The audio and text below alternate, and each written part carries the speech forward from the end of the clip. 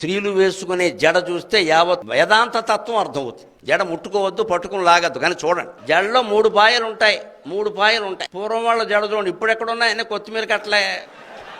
ఇప్పుడు లేదు, చూద్దామన్నా జడలేదు. ఇప్పుడు ఉన్నవాళ్ళని చూసి నమస్కారం పెట్టుకోండి వెనకాల నుంచి. అందులో 3 పాయలు ఉంటాయి. 3 పాయల్ని అల్లేవాళ్ళు ఎంత చిత్రంగా అల్లుతాయి. ఇలా ఇలా ఇలా ఇలా. అసలు జడ చూస్తే ఏ పాయ ఎక్కడుందో తెలియదు. చాలా కష్టం గమనించడం. ఏ పాయ పైకి వచ్చింది, ఏ పాయ కిందికి వెళ్ళింది మొత్తం తెలియదు. అసలు ఉల్లిపాయలో పాయలైనా గమనించదు, జడలో పాయలు తెలియదు. సరిగ్గా జడ అర్థమైతే జడపరమైన ప్రపంచం అంతా అర్థమవుతుందమ్మా. జడ ప్రపంచం.